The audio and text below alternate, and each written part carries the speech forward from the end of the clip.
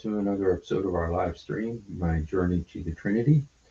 My name is Hussein. Happy to be with you. Happy to be with me. Um, and Hope you're having a good night. And Just wanted to, there was a video. I was kind of Yasser Qadhi responding to um, this whole controversy about what he said. And to be honest with you, he doesn't. He does not deal with it. I think he makes it worse. To be honest, you know what? You know the thing that's good about what he did with this video of his is that the good thing about it is that he kind of shows that there's no way out of this. It shows that um, you your only solution for the situation he has put himself in is healthy dose of cognitive dissonance. Just live in two separate worlds because the tried and trusted methods of scientific discovery by which we know reality and facts do not work with Islam, do not work with the Hadith. And so, if you want to continue to believe in the Hadith, and the validity of Hadith science, you can. But in order to do it, you have to just give yourself over to fantasy and fanciful thinking and cognitive dissonance. Just do that and everything's fine. And you know what? When you listen to this video, he did nothing to dispel that. I'm the one who kind of, I don't know, I'm just showing off here. Because I got, whenever I use two, three-syllable words right next to each other, it makes me sound smart. So, cognitive dissonance. And cognitive dissonance is holding two opposing beliefs at the same time. Two opposing beliefs at the same time. And so that's kind of what Yasser Qadhi said when he said, when I go to the mosque and preach, I've always quoted Sahih al-Bukhari, I've always quoted Sahih Muslim, and I'm going to continue to do that, and I believe in it, and I'm going to continue, and it's absolute fact. But when I'm with Western academics who really know the reality of the situation, I'm not going to talk about Sahih al-Bukhari because to them it's discredited. It's discredited. So I'm going to hold on to my fanciful thinking that Sahih al-Bukhari is true and my reality thinking that it's been discredited. I'm going to hold on to both of those. And that's what you got from, it's bipolar. Exactly. You got to have two completely off. Just be two separate people. It'd be easy, have two personalities. And he has to, it's only the solution is that you just hold on to two completely opposing beliefs. And that's what he's choosing to do. He says he's going to continue doing it. And this video, which is supposed to dispel the problem that he identified and has caused an earthquake. Apparently, I don't know that much about what's going on in the Muslim world, but I showed you a couple of days ago that Shabir Ali and his daughter did a whole episode about this. I mean, it's causing an earthquake. It's causing rumbles in the Muslim world, just like his holes in the narrative. Just Like, that the standard narrative has holes in it. That's what I'm going to say. well, this thing is doing the same thing. You know, he has knocked down two of the uh, pillars upon which Islam is built. Islam is built on the Quran, on the Hadith, and on the Sirah, the biography. Well, he's knocked down two of them already. Now let's see how he's going to talk about the Sirah. How we're going to. So anyway, so he put out a video to clarify. And let me tell you, what he did is he solidified solidified the cognitive dissonance, solidified that he is going to have to live in two separate worlds. He's going to have to live in his two separate worlds in order to hold on to a pretty good job. Um, and but you know, the fact that he does all this, the fact that he says all this, if he's not, like some people said, he's a spy for Mossad, for Israel's Mossad. That's what some people said. He's a spy for Mossad, and he's trying to destroy Islam from within. That's what some people said. So either he is, or he's Islam is forcing him into this corner that I kind of get a feeling he's too honest to stay there. I think he's too honest to stay there. And he's just going to have to say, you know what? Just like I remember when Barack Obama was president, and this lady gets up, and she had voted for Barack Obama, but he was doing such a terrible job. And she just got up in front of everybody, and it was a question and answer type thing, town hall type meeting. And she said, listen, I'm just getting so tired of defending you. She did that to Barack Obama. And Barack Obama was like,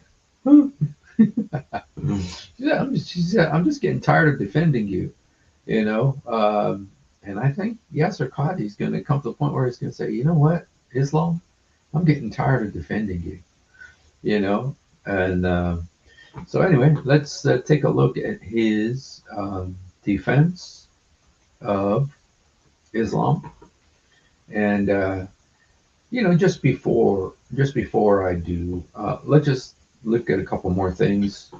This is Abu Layth talking about Aisha's age. Was she really 6 years old, 9 years old, or whatever? I just want to see real quick, in case, because sometimes what happens is Behind Veils drops a video, and if they did, I'd like to be the first to do something about it. Doesn't look like it. Okay.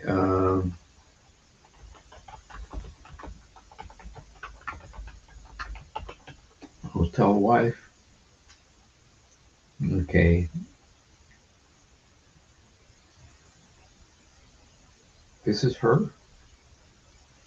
Muhammad Hijab's secret hotel wife exposed. A McDonald's meal. Okay. Secret wife exposed. Fake marriage. Okay. Okay.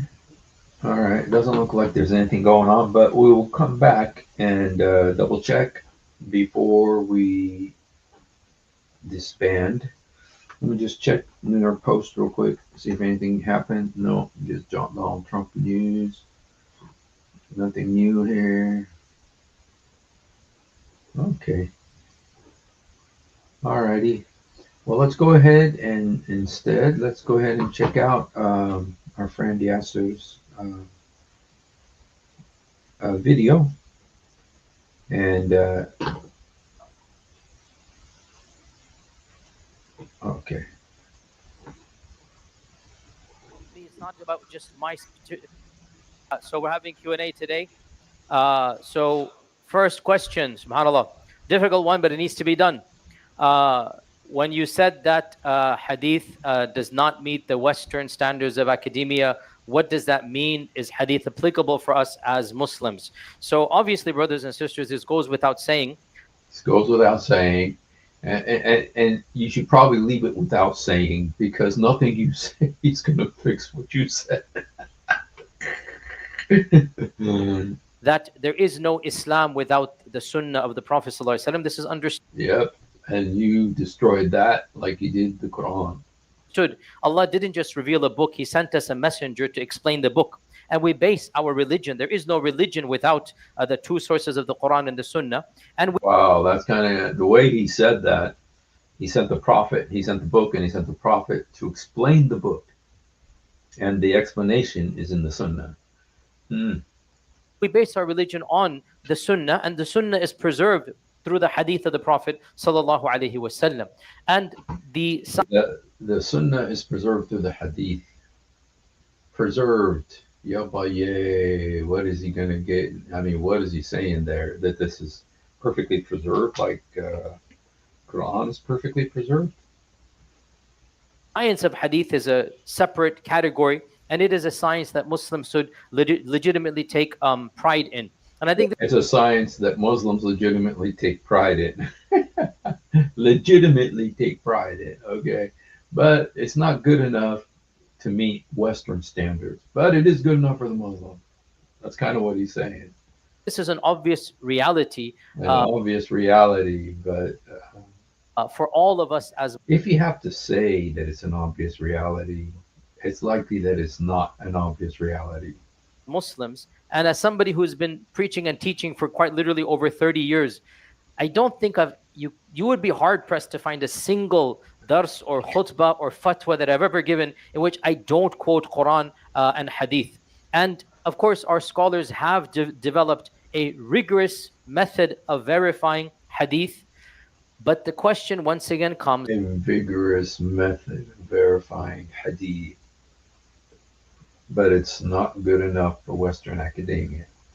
Before I answer, let's take a step back here. And this, you're going to take a lot of steps back. This isn't just about this one question. You are my... It is about this one question. This is the question that is causing Muslims to flee Islam. So try to focus on this question. Don't create a bunch of diversions.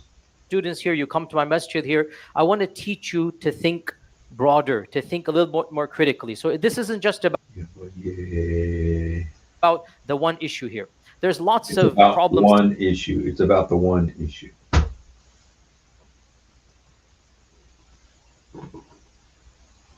Taking place on social media. And one of the problems that social media has exacerbated, it's always been there, is to misunderstand a snippet or a quotation. The problem of being misquoted always happens. It's just the reality. But one of the principles that our religion teaches us, in fact, it is a part of usul al-fiqh. One of the principles our religion teaches us is that al-kalamu ala muradi qa'ilihi. Speech. Very good to throw in an Arabic word there that nobody knows what you're talking about. Makes you look really smart. As if, you know, ulum al-hadith, you know, science of hadith, you know,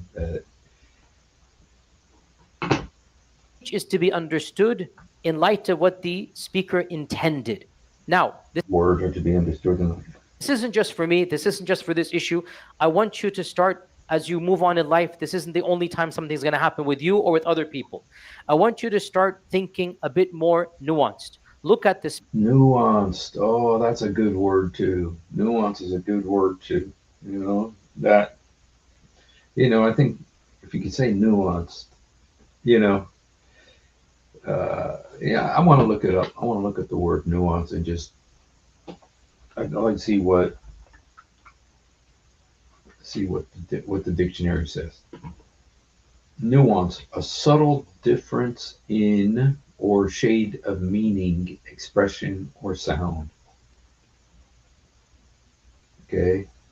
The effect of that music is nuanced by the social situation of listeners. Okay. Nuance is a noun that means subtle distinction or variation, a subtle quality or sensibility to delicate shadings. Speaker, look at the audience, look at the context, look at the overall track record. Lots of things need to be looked at. Let me And look, your track record, I hate to break it, but it isn't too good on this. give you an example every one of you at Epic is familiar with. Our masjid has been targeted by the far right, by a Zionist organization for the last Good. Bring Israel into it. 8 years, 8 months. You know this. How do they target us? How do they target us? They take snippets, not just from me, from all of our speakers. Those snippets, those phrases, because you're in this ambiance of a masjid, you fully understand them. And that's the problem. But when you take those snippets and put them to a non-Muslim audience, and you paint them with a different painting, it is very easy to make a sinister connotation. They do this with me all the time. I say, for example, that, I don't know, Allah will protect His religion. Okay, He will. And this clip is going to go out and say, oh, look, He is threatening anybody who doesn't, follow Islam. I say that the Prophet predicted Islam is going to spread east and west. Oh, this is triumphalism. He wants to knock out America and this and that. Like, you can say the most innocuous, innocent things. It's so innocuous, so innocent. But because I'm speaking with some Arabic phrases, I say Allah, I say the Prophet, I use the word Sharia. They love whenever they say the Sharia. They say, oh, he wants to apply the Sharia over here. So when they do that, yeah, I know, I've heard people talking about bringing Sharia law to America, infiltrating the legal system to bring about Sharia law in America. I've heard them say this. So it's not like, these wicked, and it has to be right-wing Zionists, but all of you feel a legitimate sense of frustration and anger. Come on, just do a bit of homework, do a bit of research, understand this is a speaker who has a track record. Now, realize that the same also happens from within our community. The exact same thing. Taking an aspect, taking a quotation, not looking at the context, and then quite literally reading. Not looking at the context. So how does the context rescue what you said?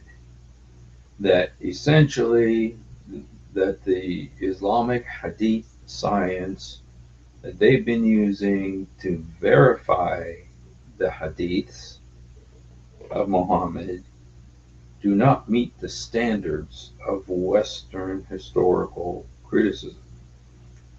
They don't meet the standards to where, to Western academics, it's discredited. It's a joke. In much more than what possibly could be intended. And this isn't just about me. It's not about just my It is just about you. It is just about you. particular snippets. It's just the It is a particular snippet. reality of what it is. Now, somebody like myself, I have the dubious distinction of having to deal with not only the external critics, the far right, but also Far right. Have to bring in the far right. Nazis. Allah has blessed me and tested me with a large group of people who admire me and people who don't admire me, right? It's impossible for me to say something that passes the standards of every one of these demographics every single time. Okay, I think the problem is that he wants to, and so And I am active in multiple fields simultaneously. I cognitive dissonance. preach to the masses. I teach a little bit more advanced. I teach much more advanced at the graduate level. Secretly. I present in the academy. I give public speeches in front of non-Muslims. I'm invited to churches. I'm invited to events of a political nature. I speak at rallies. Last year, I spoke at the largest, pro-Palestinian rally in the country ever organized. And I was one of only 2 clerics to speak there, right? And again, if you've never spoken in a political rally, if you've never given a lecture there, a political rally, next time you see an effective speaker, go look at Martin Luther King's speech, go look at any speech in a political rally. It's not an academic class. You need sound bites and snippets that motivate the crowd. You need to inspire them. You need to say things that are going to make them go forward. That is not the context of an academic class. So on that day, we had 100,000, 200,000, I don't know how many thousand people, hundreds of thousands of people there.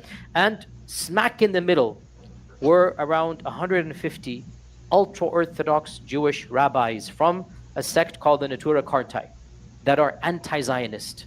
It was Saturday. They had walked to the rally because they cannot take the car or the bus because it's Saturday. They had walked in the sun, and they were all dressed with big, signs that, we are Jewish but pro-Palestinian, like very positive signs, right? And we have to make a point that we want the support of the people of all faiths, especially of a Jewish background, that are anti-Zionist. So on the cuff of this moment, off the spur, and I have no regrets because it's a political speech. When everybody's seeing it's dead silent, you see these people, they made their way to the front. They're literally wanting to make a point. I mean, you feel, their sense that they want to participate. And I said passionately that this is what, I forgot the wording, whatever it was. This is what Judah is. These are the real, these are the real followers of Moses. That's what I said, right? These are the real followers of Moses. These are the people we need to be appreciating and thank, right? And the crowd went wild, as they should. We need to make the point. We need allies. We need to make the point. We are not anti-Jewish. We're anti-Zionist. I have no regrets. And if I would have done that again, I would have done the same thing. Subhanallah, the entire internet went abuzz by, with utmost respect, people who have never given political speeches, people who only attend their bubble halaqat, durus, and they're like, oh my God, he's validating their theology. He's saying they're going to enter heaven. What, are you serious? This is not an aqidah class. It's a political rally for... All this, you guys, to try to duct tape the disaster that he has unleashed upon the Muslim world. And it doesn't work.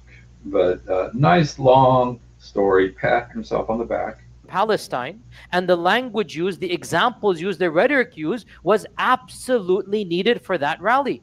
But when you take that snippet and you feed it to a group of people that literally have nothing, well, not too harsh here, but they're not active outside. They're not active outside of their bubbles. They're literally keyboard warriors, right? An entire controversy created, and I get dragged into it, and it's actually, frankly, not even, it's a waste of everybody's time, but it is what it is. So I have to deal with, as I said, multiple groups of people that are loving to read in their snippets, and Allah musta'an. It is what it is. And I'm not asking for your sympathies. I'm very happy that Allah has blessed me to be active in multiple fields. But my point is, that you still got the cognitive dissonance issue that you got to deal with, okay? I am also active in the Western Academy, and I teach and I present papers. Well, I'm no longer a professor, but I do present papers, and I'm still involved, and I have an academic book. This is a peer-reviewed academic book. Had I been in the professorial field, that would have been my upgrade to full professor. I am full professor in my Islamic seminary. Had I not been, that book would have basically upgraded me to, that's an academic book. So I'm also active in that field. And in that field, I simply pointed out that according to the epistemology of the Western... It's good to have that word epistemology. Let's look up what epistemology. He's used that word so often. And I think the good thing about using a word like that, is that nobody knows what it means. Epistemology. It's almost like speaking Arabic. It's almost like epistemology, the theory of knowledge, especially with regard to its methods, validity, and scope. Epistemology is the investigation of what distinguishes justified belief from opinion. Okay. Academy, they have a different mechanism, and their mechanism, I understand, obviously I don't agree with it, I understand that for them hadith does not give definitive knowledge. In that field, I simply pointed out that according to the epistemology of the Western Academy, they have a different mechanism, and their mechanism, I understand, obviously I don't agree with it, I understand. I don't agree with it. I wonder if you don't agree with it. It sounds to me like you do agree with it. That's why you can't help bringing it up. It kind of sounds to me like he agrees with it, to be honest, if you ask me. because he studied it and he knows that it's valid. He knows it's efficient. And that for them, hadith does not give definitive knowledge, because the Western Academy has its rules. And obviously, when I'm in the academy, I must abide by their rules. That's the You see, this is the cognitive dissonance right here. When I'm in the cat, I have to abide by their rules. Yay. way the world works. When I'm outside of it, which is most of my time, obviously I am a practicing Muslim. I observe obviously I'm practicing Muslim within the academy. I'm saying how I present, what I say. So I wanted to actually quickly give you a very brief introduction. What exactly is the historical critical method, and why would we as Muslims disagree with it? Simplistically, the historical critical method, the HCM, is a series of tools that was employed by groups of thinkers in the 17th, 18th, and 19th century who were trying to figure out, listen to this, how do we view the Bible when we're not believers anymore in the Bible? This is unprecedented for the Western world. If you're a Christian, the Bible is the Word of God. There were no non-Christians studying the Bible for the sake of literature. This is beginning in the 16th, 17th, especially 18th century. So what are, especially in Germany, what are people who don't believe the Bible is from God? How will they begin studying a book and give it its due without bringing in religion? So they developed techniques and methods. We call these techniques the historical critical method. And there's multiple strands within it: textual criticism, redaction criticism, form criticism. You have multiple theories within it. And where did the Bible come from? Who authored the Bible? I mean, if you're a Christian, you're going to say God. Well, obviously, if you're not a Christian, where did it come from? How do you... Okay, well, if you're a Christian, you're going to say God. It's like, hello, let's just look. Let's look how many of the books have actual names of the author on it. Okay, you got Joshua. We know that the Torah is by Moses. Okay, Judges, Ruth, First Samuel, Second Kings, Second Chronicles, Ezra, Nehemiah, Esther, Job, Isaiah, Jeremiah, Ezekiel, Daniel, Hosea, Amos, Zephaniah, Jonah, Zechariah, Malachi, Matthew, Mark, Luke, and John. And the next 13 books are by Paul. I mean, we know that men wrote this. Okay, unlike with the Quran, which is supposedly Allah's exact words, but which is different in every Quran. Okay, we know a man wrote it under the inspiration of the Holy Spirit. Okay, so to begin this type of research? And by the way, to them, to the Muslims, Allah wrote it too, because the Quran in the Hadith, Allah says that He wrote the Torah. He wrote the Torah, and then in the Quran, He says He wrote the Zabur. This is what the historical critical method began to do. And of course, eventually, what happened was a number of fields were formed within this historical critical method. And by and large, here's the irony: we as Muslims would agree with the conclusions that they have about the Bible. They now know, and we all know, the Bible was authored over many centuries. There's not just one author. It was redacted. They now know there's something called form criticism. There's something called, so for example, there's a thing, what did the quote unquote authors of the Bible actually intend? And how did later Christians misinterpret? And one of the things which we love, which is correct, the phrase when Jesus says, I'm the Son of Man, I'm the Son of God, right? Biblical scholars in the Western Academy point out what later Christians derived is not what the original authors intended. And for us as Muslims, like, yes, that's exactly what we say. No, you're a liar. Jesus never said He's the Son of God. Jesus. Yes, He did. Yes, He did. He said, "Do you judge me because I said I am the Son of God?" He says, "Do you condemn me because I said I am the Son of God?" And then the Pharisees, when they crucified him and had him crucified in Matthew 27, it says, "Because he said, I am the Son of God." So, yes, Jesus did say he is the Son of God. Jesus never said he is divine. So my point is Yes, he did say he is divine, the Antichrist. that that philosophy, it kind of sort of worked with the Bible. And by and large, the Western Academy has demonstrated that its paradigm is valid on these other books. Now, 100 years ago, when the Academy turned its attention to the Quran, well, then what are they going to use? And the Quran went through the meat grinder and it turned into ground beef. Okay, the Bible survived. The Quran turned into ground beef. The same tools they've derived for the Bible, they're going to apply to the Quran. And then 60 years ago, 70 years ago, they began applying it to the Hadith as well. And of course, this is where we will have to say we will not agree with those tools on our faith tradition. Because You won't agree to it, yeah, but you do agree with it on the Bible because the Bible can withstand it. You can't. The Quran and the Hadith cannot. Your pathetic little method doesn't work. those tools are not neutral.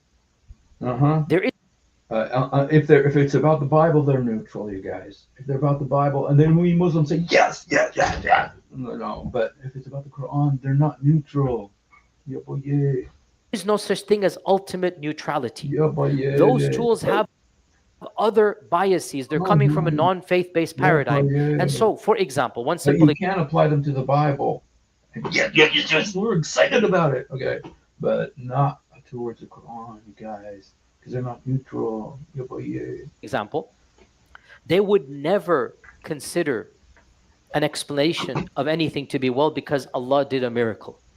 That's not something the Academy can take into account. So a simple example, one of the main areas of research in the Western Academy is about the stories of the Quran. They love it. I also love the stories of the Quran, but I preach very differently. What stories? What stories? What does the Western Academy care about the stories? For them, the stories represent the clues that they need to figure out where the ideas of the Quran came from. So they're going to find a story in the Old Testament, a story in the Syriac legends, a story here and there, and they're going to say, oh, this is obvious, therefore, that the author or author Is an ear, to quote the Quran, to quote Allah. Allah said about Muhammad that he's an ear. He heard things and he put it in the Quran. And that's what. of the Quran were influenced by this legend, this story, this, that, and that's their explanation. Now, obviously, this is a secular explanation because what they're ignoring is the most obvious explanation for a believer, which is, well, the reason why there's parallels is because the source is the same. That's Allah subhanahu wa ta'ala. The reason why there's a story of the flood in the Old Testament and the flood in the Quran, the reason why Moses is here, the reason why Isa, and of course it gets more complicated because there are some stories of Jesus that are not found in the New Testament, but they are found in what are called apocrypha. Books. Because we knew those were like coloring books for children. But Muhammad thought they were scripture, so he ended up putting them in the Quran. Fairy tales like the talking ants, like Solomon's army of jinn, hoopoe birds, and people. These are like the coloring books for Jewish kids. Muhammad said, "Oh, I'm going to put this in the Quran." Okay. That did not make it to the New Testament. So they were not. They're not in the New Testament because they were in coloring books. They were in coloring books for kids with crayons. Okay. They were not intended to be in the New Testament because they're fairy tales, seven sleepers. Known to the most of mankind. So, for example, the Quranic story of Jesus speaking from the cradle. This is not in the New Testament. It's not there. Where is it? It's actually found in one of the Apocrypha, which was only discovered, 80 years ago in some grave in Egypt, the Coptic Bible, the secret Coptic Bible, right? It was discovered in that one. How? But it existed hundreds of years before Muhammad, and it's very well known. How would a man in Mecca, because it was widely known at that time. Muhammad was an ear. According to the Quran, they called him the ear. And he had okay,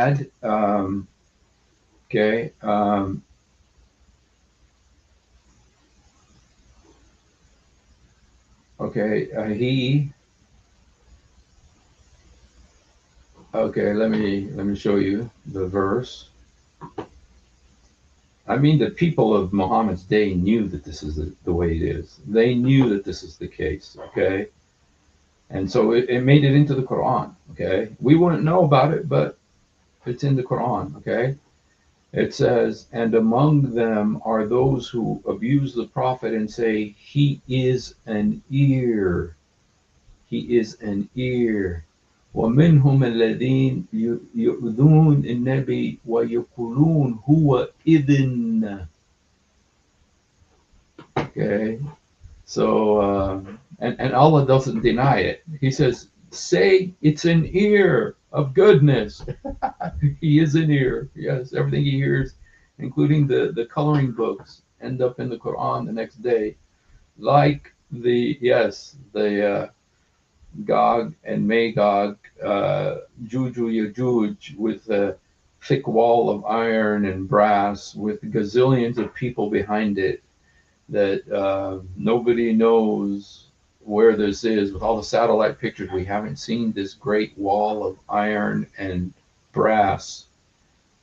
Okay, and but this guy has to try to redeem himself. This is to kind of redeem himself with his own people, not so much with the. have access to that Bible when the majority of Christians didn't have access to it? You understand this raises a lot of questions, right? It raises questions about Muhammad, not about the Bible. We know those stories are fairy tales and coloring books. Oops, sorry. And I just ask a very naive and awkward question because I'm not figuring out what he's saying. What is he saying? And I literally asked him point blank, are you insinuating that Malik ibn Anas just fabricated the hadith out of thin air? Are you insinuating that if all these chains link back to him, that he is because you're calling him the origin? Do these chains link back to him? Do these chains link back to him? The source, the common link, right? And he just looks straight at me and he goes, I never forget this. Well, prima facie, that cannot be ruled out, meaning that is a logical possibility, yes. And at that stage, I literally said, I need to do my PhD in Hadith studies, not Ibn Taymiyyah. For a few months, I wanted to do my PhD in Hadith studies because But what you did is more important. What you did is more important in that you showed that that Hadith science is discredited by the superior Western historical critical method. And so I think what you did is more important than doing a doctorate on Hadith, especially when you know that all the methods used to verify those hadiths have been discredited. I didn't even know how to respond because the blasé attitude. Yeah, maybe Malik just fabricated, a hadith about the Prophet. See, this is the fundamental difference. The historical method, it begins with the premise of skepticism.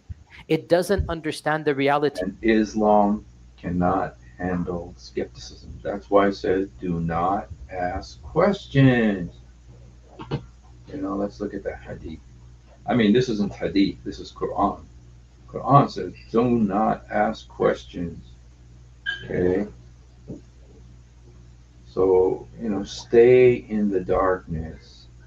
Stay in the darkness. Do not ask questions.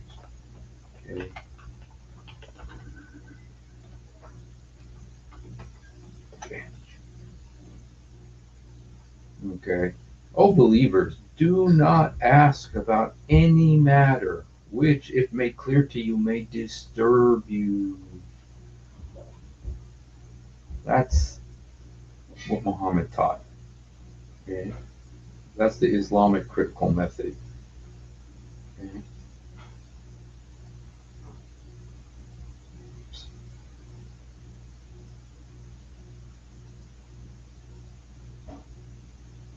of iman. And I get it in the sense, guys, when I say I get it, it's not an endorsement. Like when the Quraysh came to Abu Bakr as-Siddiq, It's not an endorsement. When I say I get it, it doesn't mean it's an endorsement. You know what? I kind of think it is. I kind of think it is. and they said, do you know that your companion is claiming that he went to Jerusalem and he came back the same night? Do you believe him? What did Abu Bakr as-Siddiq say? Did he start quoting Einstein in quantum physics and start proving with mathematical equations that speed, travel, light is travel? Did he start trying to prove scientifically? Or did he just say, look, I know you won't get it, but I get it? This In other words, I believe this. I'm just willing to have blind faith. I'm willing to have blind faith. And even though the Quran does not say that Muhammad was taken to Jerusalem, the Quran doesn't say Muhammad was taken to Jerusalem. In Surah Al-Isra 17:1, it says, "Subhan alladhi asra bi'abdihi." It means, oh, praise to the one who took his servant from the mosque of Haram to the mosque of Al-Aqsa. That's what it says. Number one, it doesn't say which servant. Abdihi. Abdihi is a word that can be used for any servant of Allah, any slave of Allah. In the Quran, according to the Quran, Jesus says that he's an abd, an Abdullah. I am the slave of Allah. Jesus is called an abd. Muslims are called, angels are called abd. Abadihi. Angels are called abd. The prophets are all called abd. Muslims are called abd. Okay, abd is the highest level a Muslim can attain. In Christianity, the highest level is that you can become a child of God. You don't get to be a child of God in Islam. Allah doesn't want kids. He just wants slaves. Okay, so the highest level a Muslim can attain to is slavery. Okay, but the word abd that is in that verse about the so-called magic donkey ride, that word is abdihi, his slave. Okay, asra bi abdihi min masjid al-aqsa, masjid al-haram ila masjid al-aqsa. Another problem, there's no mention of a flying donkey. Al-Buraq is not mentioned in the Quran. There's no mention of this flying donkey.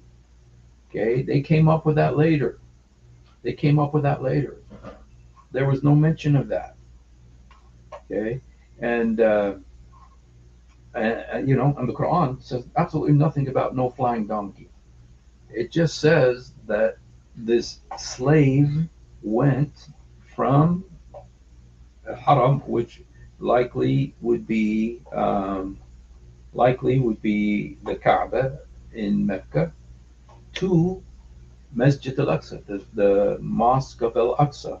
Well, there was a Mosque of al-Aqsa, and the Quran says absolutely nothing about Jerusalem. Never once is Jerusalem mentioned in the Quran. The word Jerusalem, like the word Palestine, is not in the Quran anywhere. Israel is.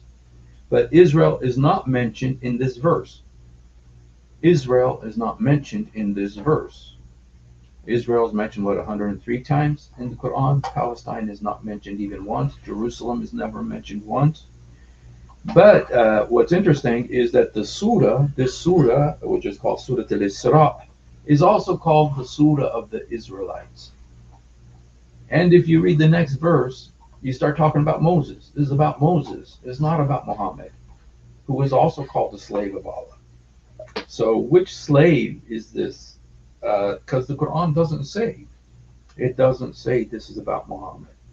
Okay, and it doesn't say that Al Aqsa's in Jerusalem. It doesn't say that there was some magic donkey. It doesn't say that it was at night. It doesn't say that. All it says, Allah took his slave from one mosque to another. How? Could have been by donkey, like a regular donkey. Could have been by F-16, but there weren't any F-16s back then. And you didn't need an F-16 because the mosque Al-Aqsa was less than 20 miles from Mecca. It's in a city called Ja'arane. A city called Ja'arane. I think this is Tabrizi. What's the guy's name? Takrizi? Makrizi, a historian from Egypt, okay, who wrote Islamic history and what Muslims did when they came to Christian lands like Egypt and Syria and Iraq. And but there is a mosque, Al-Aqsa. It's in Ja'arane, less than 20 miles from Mecca. And Muhammad many times visited that mosque. Ja'arana, this little village, is like 20 miles from Mecca. It had two mosques in it. One is called Al-Adna, one is called Al-Aqsa. Al-Adna means the closer or the lower one. Al-Aqsa means the farther. Okay, and so Muhammad had been there many times. So there's so many holes in this narrative. There's so many. That the standard narrative has holes in it. That's what I'm going to say. And there's holes in what they say about this story. Okay, so anyway, I'm not sure we're going to watch this whole thing because it's getting a little bit boring actually. But just a few more minutes. This is what I'm saying. It's logical to have iman. It's not illogical. It's logical. When you have iman, you understand. Imam Malik would not, it's impossible for Imam Malik to fabricate just off the top of his. It's impossible for him to fabricate. It's impossible for him to fabricate off the top of his head. It's impossible? He said it's impossible. He said it's impossible. Really? I mean, this guy is a graduate of Yale. He was, a few inches from being a professor, and he says it's impossible for Imam Malik to fabricate. It's impossible. Really? But when you don't have iman and you don't understand the repercussions of iman. Yeah, no, we have iman, but we have iman in the true God, not in Muhammad's God and the flying donkey. You've never really lived in a bubble of iman. Then the evidence to you would suggest when it's going through Malik and there's no other person, just suppose there's no other person except, Malik. And there are a number of hadith like this that they go through chains to the tabi'un or whatever like that. So your assumption then from your paradigm would be, well, the source is, Malik. So my point is that the context of the question that I was asked coming from a secular paradigm, and I simply pointed out factually, I get it from the Western paradigm. They will only go so far, and then it's a trust issue, which I firmly agree with. I mean, another issue is, when they said they will only go so far, and then it's a trust issue. I think he's talking about the Muslims there. Muslims will only go so far, and then they stop, and then they just, it's a trust issue. Whereas Western academics do not just go so far; they go all the way and look for reality. They keep searching, and when they can't find it, they call it what? To quote Yasser Qadhi, they call it discredited. And that's what he said. That's his word, discredited. And so he's stuck with it. And even with what he's saying here, with all of these long bloviations, and everything, it's still he's not. He's still with the cognitive dissonance. He's still got the cognitive dissonance. We have in Islam something called the status of the companions being adalat al-sahaba, meaning companions of the Prophet ﷺ will never lie about the Prophet ﷺ. Now, Never lie. Oh, really? The companions will never lie. Muhammad lied. The companions will never lie. Why did Muhammad say, do not compile the hadith? You know, why did Muhammad say, don't compile the hadith? You know, I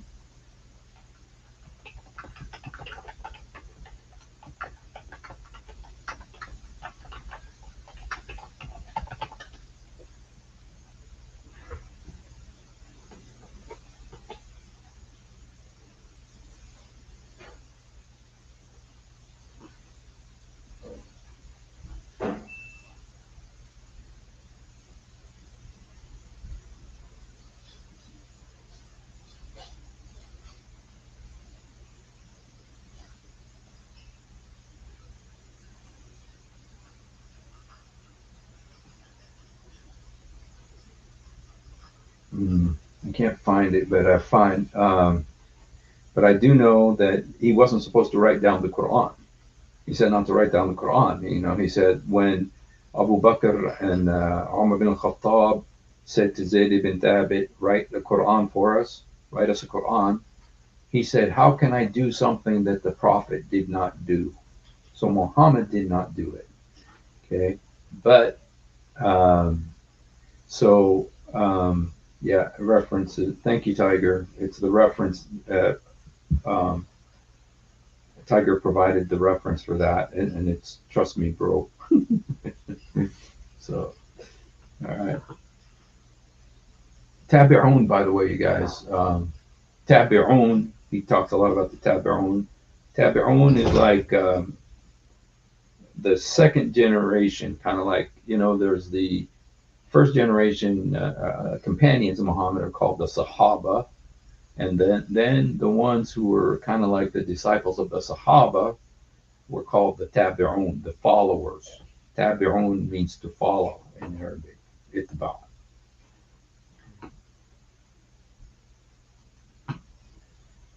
And these guys could not lie. They're incapable of lying. is this a faith-based or an empirical-based claim? Which of the two is it? I'm asking you.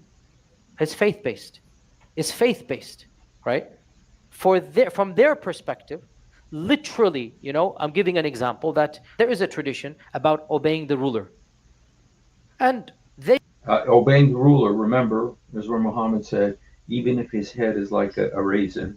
They will literally say, well, this is very convenient, where that he's the ruler and he's narrating a tradition of obeying the ruler. I'm just giving an example, right? They would say this. They don't understand the concept of adalat al-sahaba. They don't have that iman. So when I factually point out, obviously, I get it. Some people wanted me to be more, but this is not me. For me, this is not the context. The interview is 2 hours long, and at the very end, they asked this question. I simply factually stated there are two different paradigms in this regard. If you want to study this reality about the historical critical method and its own assumptions and biases, this is a very interesting topic. So the biases are with the historical critical method, not with hadith, the discredited hadith science. Maybe one day, I do plan to one day talk about it in a library chat. Obviously, well, by the way, if you want to read, in my opinion, the biggest name in this field, it is Talal Asad. Talal Asad, the son of Muhammad Asad. Muhammad Asad, if you know his famous biography that he wrote, The Road to Mecca, his son Talal Asad is a genius, really, and he's written a number of books where he demonstrates the academy is not neutral. The academy has its own presumptions. Nobody is neutral here. You have others as well. Wa'il Halaq is another name. Saba Mahmoud in her own way has done this. Joseph Lombard. There's a number of people that have written some good articles that deconstruct the presumptions of the academy. And, maybe one day I'll also talk about that as well. But I want to make a... You know what? You know what's going to happen when he's doing that, you guys? He's going to tear apart the rest of Islam. Same way he's torn up the Quran. Now he's torn up the hadith. He's going to tear up the rest of it when he does this. Clear statement here. I'm trying to teach you to think long term and critically. Okay. We'd rather you just answer what you did. Baby, are you donut ready? No. Oh, okay. My wife is making donuts, everybody. And so when she makes the donut, she's going to give me one, and I'm going to show you how to eat a donut. But it's not ready yet. But just so you know that this is something to anticipate the arrival of the donut. This is a homemade donut, you guys. Okay, it's not like a store bought Hostess donut or a donut from Dunkin' Donuts. This is a homemade donut. So it is round, and we also have donut holes that um, she's making. And so anyway, those donuts are, I can already smell them. It smells so good. So anyway, so we are in the waiting pattern right now, um, awaiting the arrival of the donut. When the donut comes, I will take it and I will eat it in front of you uh, and tell you how good it is. So anyway, I'm just telling you, that this is going to happen. So like Yasser Qadhi is going to do uh, his thing. Okay.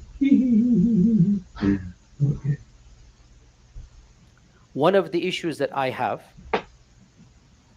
I don't believe in simplifying or sugarcoating complex aspects. Okay, I just gotta tell you guys, he doesn't believe in sugarcoating complex aspects. But I do want to tell you that my wife is going to sugarcoat the donut. Okay, so the donut is going to have a sugar coating on it. Okay, so anyway, because he said that sugar coat, I just wanted to tell you that because I know some of you guys are now all you're thinking about is the donut. And I just want to tell you that there is a sugar coating of the donut that is going to happen. Okay, so but he doesn't sugarcoat, you know, uh, complex stuff. Okay, but When I taught the seerah, I made a condition upon myself. please teach us about the seerah. Like you taught us about the Quran and about the Hadith. Please teach us about the seerah, please. Anything that's awkward by other people's standards, I'm not going to just ignore it. I don't believe that there's anything in our religion that we cannot defend. Everything we can defend it. But one of the things I feel, and this is where it gets complicated, I believe sometimes some people, many people, to defend our religion, they employ overly simplistic tactics to do so. No sugar coated donut there. And when they say simplistic platitudes or slogans that are factually incorrect, and they try to prove something that is correct, the critics of Islam come and they will obviously point out that what you said is wrong. And when they prove what is said is wrong, they attempt to then prove the final point is also wrong. In spite of all of this, you guys, everything he's saying, good and well. This is obviously in his mosque that he's saying all this, but it does nothing to remedy the disaster that he brought upon Hadith science. All of this does nothing to remedy that. And this is one of the reasons why there has been a number of issues or controversies about things that I've said. I don't personally believe in overly simplistic and ignoring some of the more awkward or difficult truths. And we live in a time and a place where all you need to do is one simple Google search, and you will find the exact same criticisms, the exact same, issues out there. Some of the preachers, and I get it, I'm not criticizing them. Some of the preachers, they have this good mentality of protecting the masses.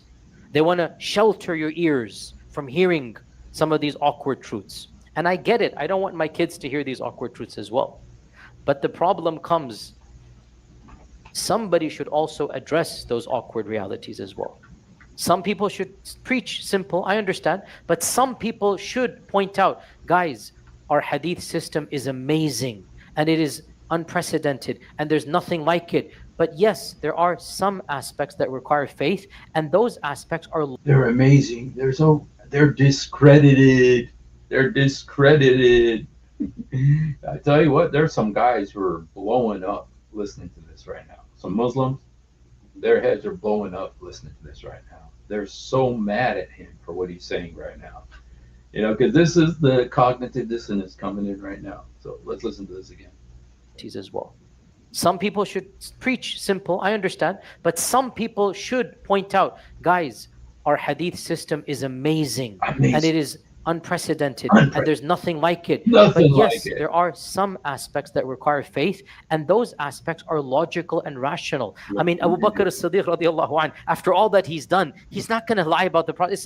It's illogical to say this, but admit that this is a point, it's a logical leap of faith.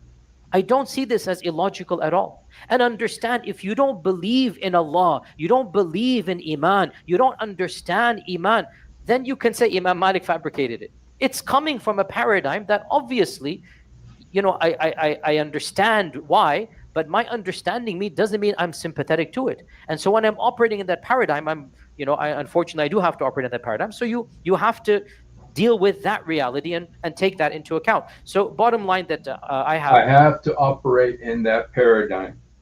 Dude, the cognitive dissonance. In the mosque, I'm going to talk about this as if it's true. But I'm going to operate in this one where I know it's not true. Okay, you guys. Look, we've talked about donuts, and there's been lots of questions.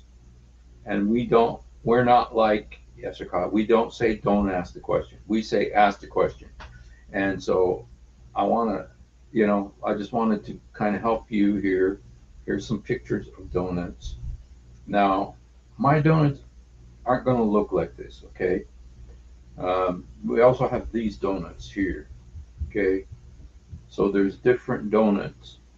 And see how there's holes in the donut, and there's donut holes. Anyway, I'm not trying to sugarcoat stuff, okay? I'm not sugarcoating. Okay. Maybe glazing it. It smells so good, you guys. It smells like a donut factory in here. It's like, donut. Hey, babe. Babe. Somebody said, donut ask questions. Everybody's talking about the donut. They're waiting for this donut, babe. So.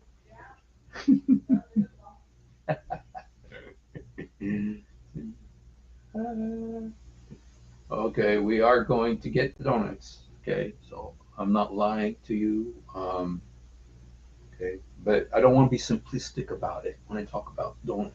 I don't want to be simplistic. And that is that I wish I could say this is the final misunderstanding, but no, it's going to continuously happen. Yes, and hopefully your next target is the seerah. Okay. Unfortunately, I don't aim to confuse you or to cause controversy. But when he speaks the truth, that's what happens.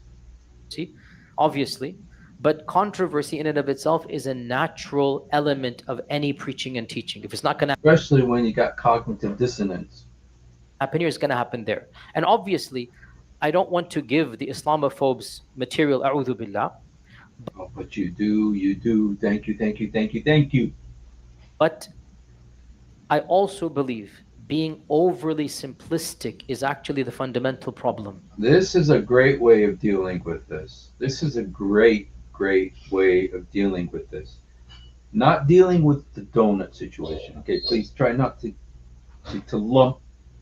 Try not to conflate everything. Okay, you guys, to conflate the donut situation with the hadith situation. Okay, that's okay. Please deconstruct that conflation of donuts. No, but this is great. It's great what he's doing. Now he's saying that the way people are reacting to his cognitive dissonance, that there's this way in the mosque and this way in academia, is simplistic, overly simplistic. That's the new word, overly simplistic. Okay, before the word was epistemology. That was the big word. Now it's oversimplification. Because when you try to defend that which can be defended in a way that you should not defend, then the Islamophobes attack your I see the problem is Islamophobes. That's always the problem. arguments. I believe you can easily defend the sanctity of the Quran. I believe you can easily defend the sanctity You really can't. You really can't. of the Sunnah of the Prophet ﷺ. No, you can't. And thanks to you, we don't have to anymore. But I also believe the way that many others in the da'wah scene are doing it, in my humble opinion, is that they're opening Humble opinion. themselves up to easy criticisms of their techniques. This is why there's a bit of a clash going on. And obviously, my brothers in Islam who have misunderstood my works, I pray that Allah Azza wa Jal.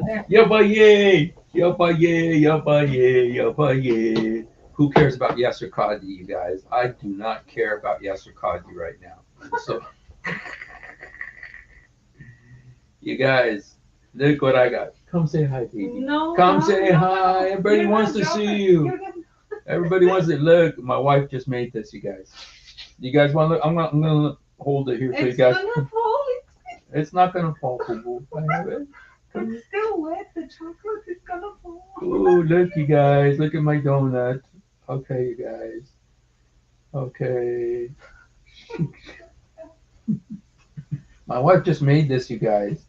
I went and bought the milk, and so she made it. Those look how plump. Okay, guys, the moment of truth. I'm not going to be oversimplistic. I'm not going to sugarcoat. Okay? I'm not going to be oversimplistic. Okay? But I am going to make you watch me eating it. So, okay? And,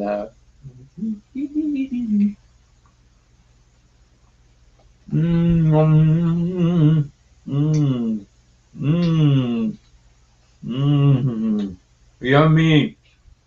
Thank you, Boo Boo. That's delicious.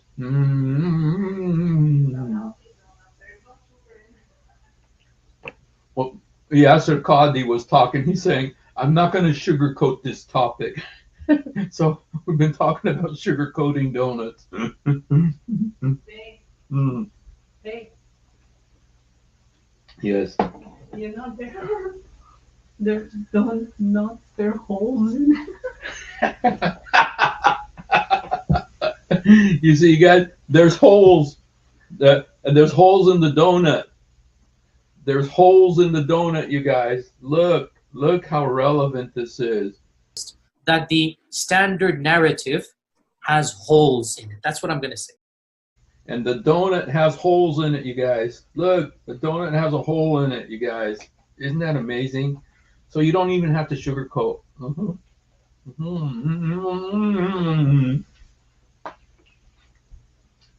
So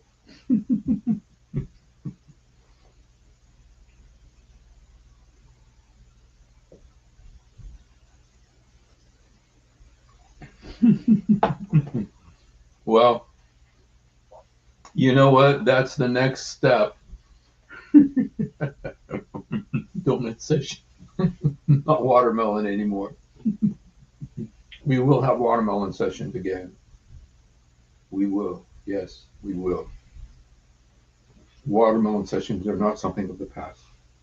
Watermelon sessions are forever. So, anyway, delicious donut. Yay! All right. So, Krispy Kreme, I mean, never trusted any business, especially back when it was in 2 cake. Crispy KKK.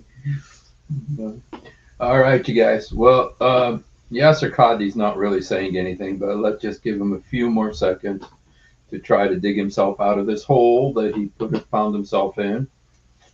You see, it's like his problem that I think he's dealing with here is the problem with the Muslims who've been coming, and not the Nazis, not the far right Islamophobes. This problem is with Muslims, and so that's what he's doing here. So let's just give him a few minutes here. keeps our hearts united and we minimize this. And also, I have to say this for the record. You know, these dawah online Islamophobes, not the dawah, sorry, the Islamophobes that are engaged with the dawah crowd. I mean, guys, none of them are academics, really. Frankly, they're failed academics. And I'm being blunt here, not just because they're attacking me. They're failed academics. After he already told us that I mean, all the criticism of academics that he's already gave, now he's saying that all these online apologists are failed academics. Honestly, I really think we are exaggerating their importance far more. They're really a bunch of losers. Go look at their lifestyles. Go look at some of these are like they're convicted of beating their own fathers. One of the main guys attempted to murder his own father, went to jail, and he's one of the main guys that's on this Islamophobic industry. Others are complete failures. Look at their followings. My God, an average khatira I give has more views than some of their biggest videos. I mean, guys, calm down. Really, these people, they should not even be mentioned by name. That's why I don't mention them by name by and large. They're not even actual academics. Actual academics that are studying, generally speaking, you find their discourse to be more nuanced and more. General academics believe your hadith science is discredited according to you. So you're much better off with us losers. Precise. Or what was the word he used? Crapidarians? For these people online, let them be. What do you expect them to do? They're not going to harm the deen. And I think we give them more attention than they deserve. But in any case, bottom line, it's not my goal to... You know what? With the stuff that Yasser Qadhi does, we don't need to hurt the deen. He's doing enough all by himself. Thank you, Yasser Qadhi.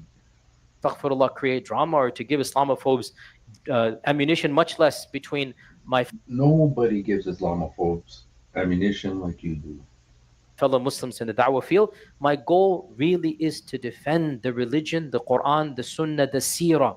Okay. But You say you. He mentioned Sira, you guys. That's not coming next. His defense of the Sira is going to be gold, you guys. Wait till that comes. Let's hear that again. ammunition, much less between my fellow Muslims in the da'wah field. My goal really is to defend the religion, the Quran, the Sunnah, the Seerah. Okay, he defended the Quran beautifully. Okay, let's remember how he defended the Quran. That the standard narrative has holes in it. That's what I'm going to say. Okay, and then his current flare-up is about his defense of the Hadith, and so next he's going to defend the Sirah. But my philosophy of defending is different than many of those involved on the da'wah field. Whatever you call it, just do it. Please defend the Sirah. Please come and defend the Sirah. I believe to defend, you need to build more robust and more nuanced arguments. This is the point. Mm-hmm. And with utmost respect, I don't agree with much of the simplistic rhetoric. That simplistic rhetoric resonates with lots of people. Okay, when he's talking about simplistic rhetoric, you guys, he's talking about Muslims. He's not talking about the loser Christians. Get it, but it's simply not factually correct, even if it resonates with lots of people. So when I disagree, it's not because, astaghfirullah, I'm doubting the Quran or Hadith. It's because to prove it, we're going to have to change and be more precise in what exactly are we defending. And acknowledge, like in the Hadith here, that, and look, there's a lot to acknowledge, subhanAllah. Let them say whatever they want about that faith-based. In the end of the day, we can come back and say, factually speaking, Factually speaking. See, you can do that. You can say factually speaking, or is your facts discredited? Is no system that any civilization has developed that comes even close to isnad verification. That is a fact. That is a fact, but it's been discredited, though. But it has been discredited. That is a fact, but it has been discredited. That is a fact. That is a fact, but it has been discredited too. That the standard narrative has holes in it. That's what I'm going to say. Okay. We have elaborate biographies of over 10,000 narrators spanning 5 generations, literally the entire geography of the ummah. We have a sophisticated mechanism that, okay, I admit there's an element of faith. Let's just admit that. Element of faith, exactly. Why? Because it's been discredited. Because it's been, to quote you, it's been discredited. Okay. You know,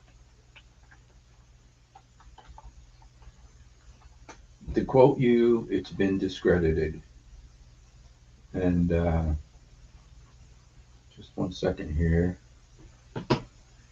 Oh, sorry.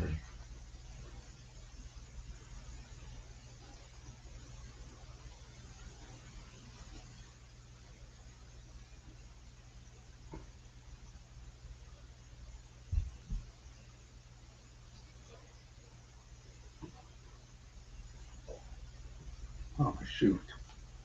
Got the wrong one. Just one second, you guys. Let's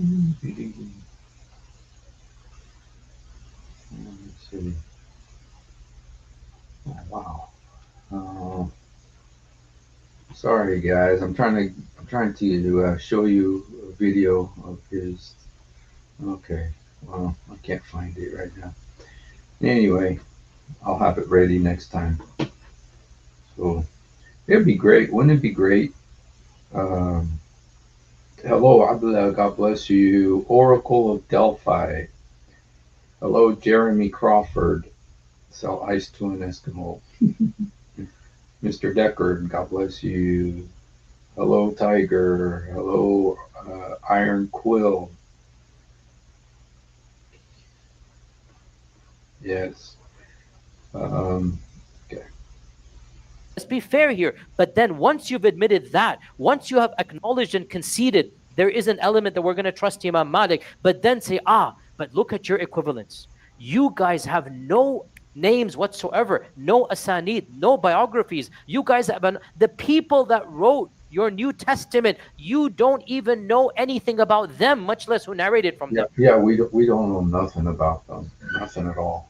You have no idea who Luke and Mark and Matthew are. You have no idea of their biographies. So, my opinion, if we can speak factually. See, the good way to do it is when you are in a warta. In Arabic, the word is warta, which means that you got your foot in a jinn, in a trap. Good thing to do is attack Israel and then attack the Bible. Attack Israel and then attack the Bible. We're able to defend in a far more robust manner. And without a doubt, without it being discredited. The sunnah of the Prophet ﷺ is an integral part of Islam, and Allah has promised to protect it. It's an integral part of Islam, but the method of verifying it is discredited. His religion. And I mean, again, I find it embarrassing, to be honest. I literally have to say this. Like, guys, my entire 32 years of da'wah, try to find a khutbah or lecture, I haven't quoted a hadith. Try to find a fatwa, I haven't quoted a hadith. The entirety of the seerah is what? Quoting narrations. He's quoting the Quran, which he says there's holes in the narrative about. And he's quoting the hadith, which he says the science of its verification is discredited. Of course. But you see, that's the cognitive dissonance. You can live in both worlds. Okay? That's what we believe in. And yes, we don't need the Western paradigm. But as somebody who navigates both of them, Nancy, this is the cognitive dissonance, navigating both of them. When I'm in that circle, When I'm in that circle, I'm one person. I'll be speaking in a manner that is conducive. One of the main points that a lot of people said I should have been more, critical or whatnot. I get it, but it's like, I've taught when I used to teach in the university. I used to teach classes on religion. That's a part of what professors do. It's not just Islamic studies. You teach religion, and I remember one day that I said a phrase, and I'm like, wow, that phrase. If anybody heard it, I'd be in a lot of trouble. I'm gonna repeat it online. Let's see if trouble happens. Literally, you know what I said I was teaching an intro to religion class, right? I said uh, so Christians believe that Jesus is Son of God, and Muslims believe that he is a prophet of God. And then I went on. That's all.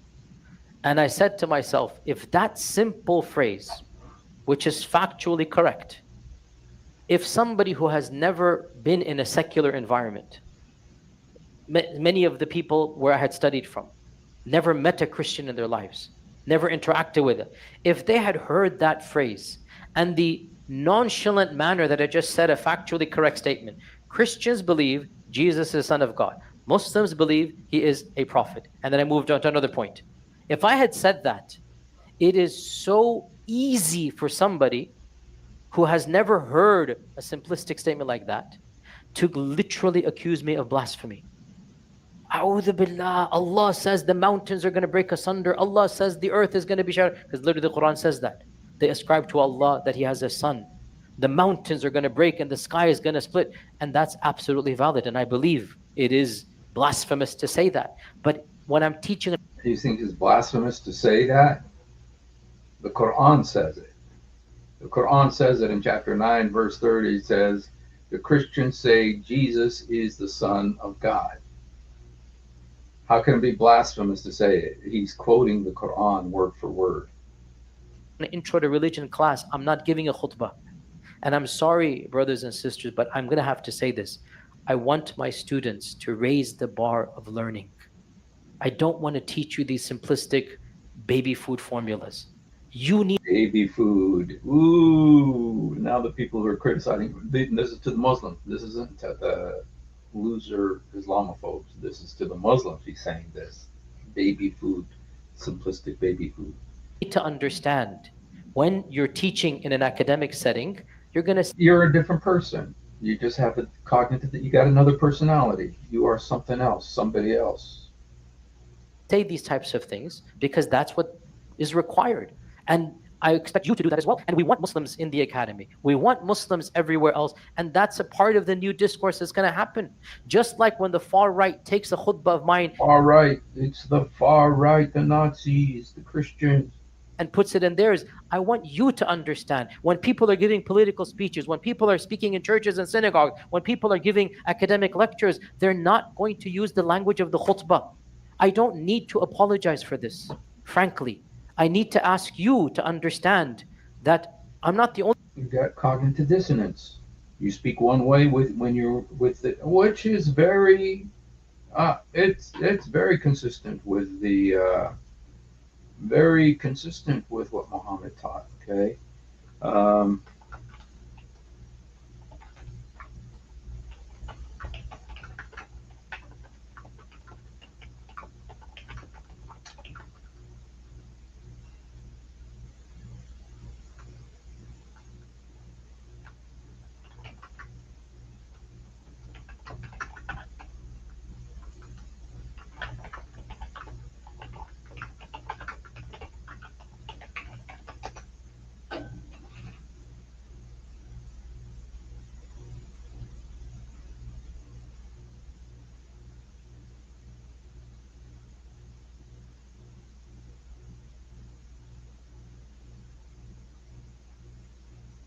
okay. There's a.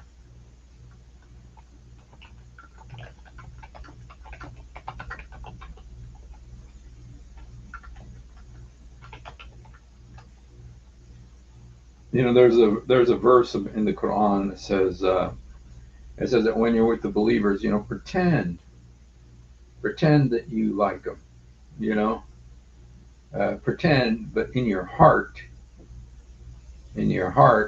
you're supposed to not like them. You're supposed to hate them. Okay. Um, what is it? Who knows that verse in the Quran where it says, that when you're with the unbelievers, act nice, act like you're like, but your heart is not with them, but your heart is not with them. So, okay. All right. Let's see if he says anything. Person, other people are involved in multiple areas as well. So you need to start thinking about this reality and start being involved and realize that there are different categories of people that are being taught different things at different levels. As long as what is being said is factually correct, I do have a rule that I put up on myself, and that is I will never lie about the religion. Never. I'm speaking the truth. So understand this point here. Bottom line, without a doubt, my track record, I mean, as a Muslim, as a believer, there is no religion without the Sunnah. That's the reality of our faith. And the Sunnah has been preserved by Allah subhanahu wa ta'ala, and the mechanisms of its preservation are valid and binding for believers. That's quite simple and non negotiable. We understand why, and we should take pride in it. Those who don't believe in Allah, those who don't believe in the Quran, those who don't believe in the Messenger, obviously, we understand they will not agree to our epistemology in spite of how rigorous it is, because there are aspects that are faith based. So I hope that, inshallah ta'ala, that is understood and answered. Yeah, you got cognitive dissonance. Okay, so anyway, so there you go, you guys. And I'm sure that the best part of this was the hole in the donut. Yeah. Yes. So yes. So anyway. Oh, is it 63-4? Let me see.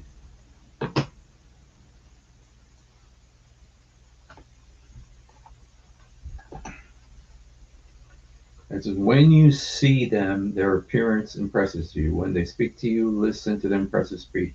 But they are just worthless planks of wood leaned against the wall. Okay.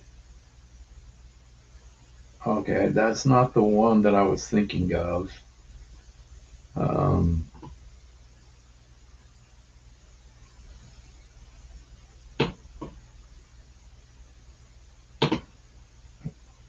Let me see one more time here.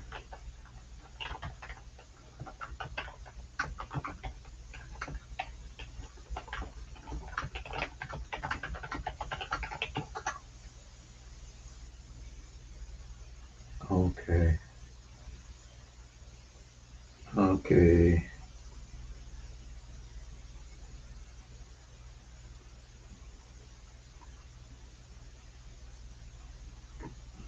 Okay. All right. Well, it's not that important. So, all right, you guys. Well, lolly coddy, holy coddy. All right, you guys. Well, we don't have any Muslims here. If any Muslims would like to come up, okay. My wife is asking for a song. Okay. Is it early? Yeah. No, it's only 11. Okay. We'll do a song. If there's a Muslim, you're welcome to come up.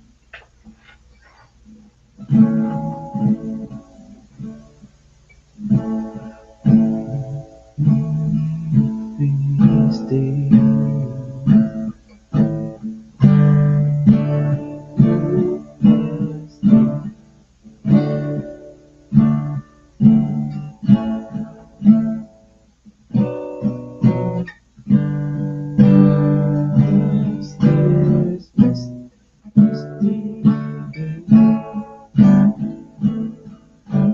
Oh yeah, I know. Okay, I think I can do this one. I hope I can. I won't mess it up. One of these days, look past this misty haze. Hey, you got our Islamic Brotherhood. Hey, Islamic Brotherhood, how are you, man? Fine, dear. How are you? I'm doing good, man. So, what do you think about the fact that the hadith method, um, the method of verifying hadith has been discredited?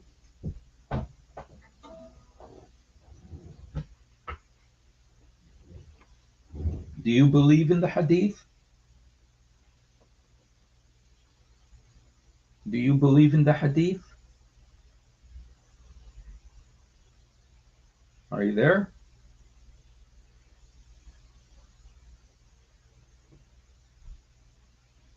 Where'd you go, man? Are you stealing the neighbor's internet?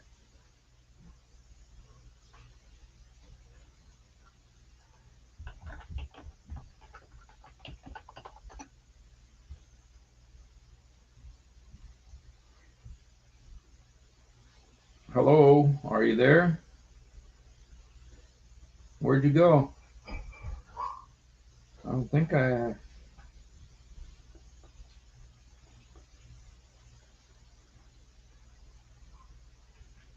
Oh, he ran away? Oh. You know what, you guys?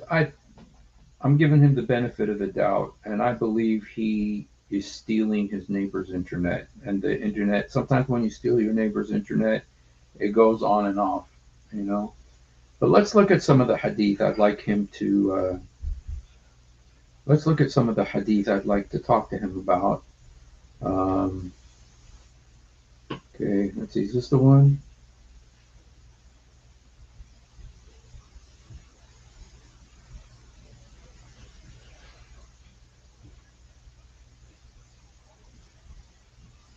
Okay.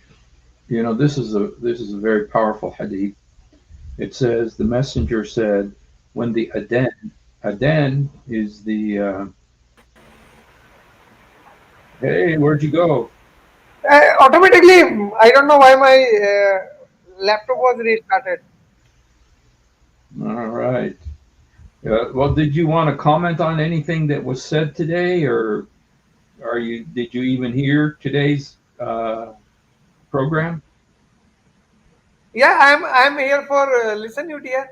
Yeah. What did you think about the fact that this guy Yasser Qadhi says that the hadith do not withstand historical critical method? I mean, it's like they that nobody takes hadith science seriously.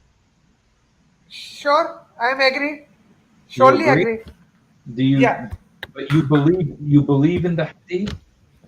No, Oh, you don't believe in the hadith. I believe hadith. No, I believe hadith which are matched to Quran or which are matched to Sirat Nabawi. ठीक है. Else I don't follow hadith because some of hadith are garbage. Some of the hadith are garbage. Yes. How do you determine which hadith are garbage? Like the main cause of blasphemy is mostly hadith.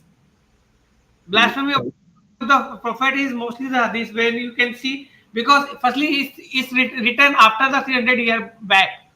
Okay, so a lot of hadith was the person right by the person who was only spent 1 year, like Abu Hurairah, we can say he spent only 1 year and wrote nearly 5,000 hadith.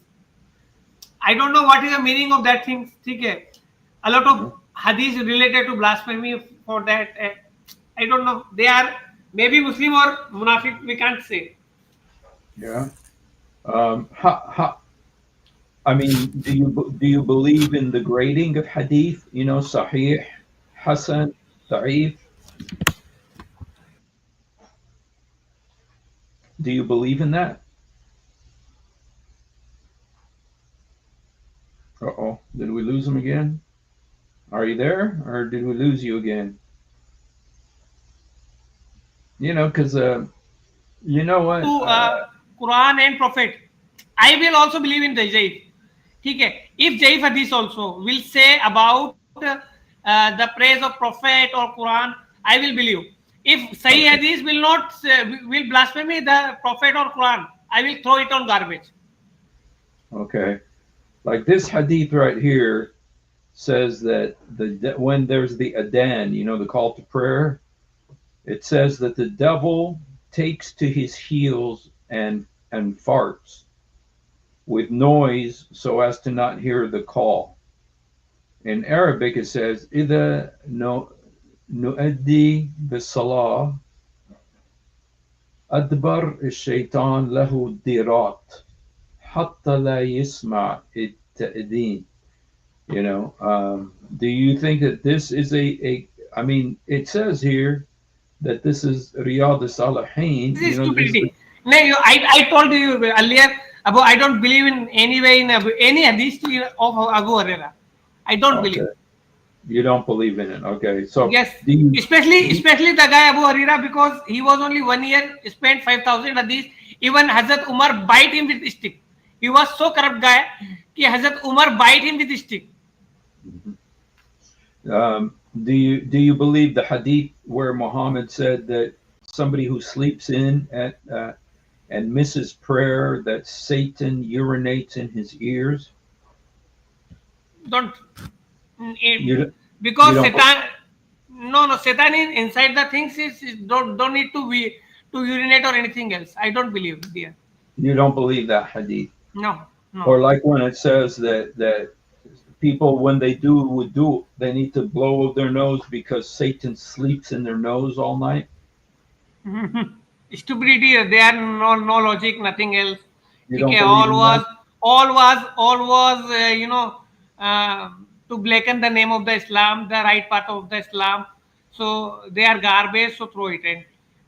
We should be, especially the Quran is a miracle book. We believe on Quran. We can talk, but hadith, I don't think they are valuable in anything else. Yes. They are garbage. Do you think and so how does somebody become a Muslim? By kalma, first there are 5 principles of the Islam. Number 1, Tawheed, one God worship. Number 2, namaz. Number 3, zakat. Then number 4, perform hajj if he can. And number 5, Ramzan, Roza. And the better is Musliman is the thing is to believe in the all prophets. One believe prophets, and the word says Iman Mukal Amantu Billahi wa Malaikatihi. Malaikati means we can believe on Farishta, we can say. ठीक है. So अमन तो बिल्ला है वो मलाइकते ही वो कुतुबे ही, जो पहले किताब आई उन सब पे बिलीव करना, वो रसूल ही वो यौमिल आखिरा और आखिरत पे क़यामत पे. So do you believe that you have to say the shahada? Sorry, sahaba. The shahada. Sahadat. Do you know what the shahada is? Ashhadu an la ilaha illallah, Rasul kalima shahada. Yeah. Do you have to say that to be a Muslim? Yeah. Where is that in the Quran? Yeah. No, it's not. It's not. It's in the Hadith. It's not in the Quran. A lot of Arabic thing is in the Quran. They are, special one line like kalma they can choose, and they can, like in Quran there is a miracle thing is manzil. They use the best ayat and we recite daily for our peace. To become a Muslim, you have to say the shahada, and the shahada is in the Hadith. It's not in the Quran. Prophet, what is a Hadith? Mainly, I'm telling the Prophet. Why the Quran is remembered? Why is kalma or shahada is remembered? Because Prophet teach. The Hadith is the words of Muhammad, and the Quran says that you're supposed to obey Muhammad the same way you obey Allah. Right? You know that? The Quran says to obey Muhammad the same way you obey Allah. Okay? And so not following the hadith is where is not following the Prophet Muhammad sallallahu alaihi wasallam? Well, the Quran says أطيع is الله yeah. ورسوله. Obey Allah and His Messenger. That's what the Quran Yes, yes, but hadith is not a, hadith is not prophet written by fully prophet. Even prophet doubt it. Prophet says in hadith also, okay, I told earlier this also, if anyone will write hadith in the name of mine, then he will be in hell. So he also know this is a miracle thing. He also know the Sahaba, the stupid Sahaba, some Sahaba who need the greeds of money or post, they will write the hadith. Prophet Muhammad Sallallahu Alaihi Wasallam know these things. Okay, so you're saying the Sahaba are stupid? Yes, a lot of are stupids because when they fight each other, what is the meaning of Islam? When you are killing with your brothers, okay, Uh-huh. like in what is in Jang Jamal and Safin? They Okay. are they are they are cutting their Sahaba's neck. So you disagree with Yasser Qadhi when he says that the Sahaba, Yes, or 100% I agree with Kazi. you agree with Qadhi, Yeah, 100% I agree. and you agree then that the Hadith science is discredited, Yes, yes, that a it's lot of, false, that it's phony, that it's false, huh? yeah. So Some you of these do. are good, but we can't, manage it. What is the thing is, what is the system of Sahih and the Hadith is cause most of the blasphemy of the Islam of Okay. Prophet.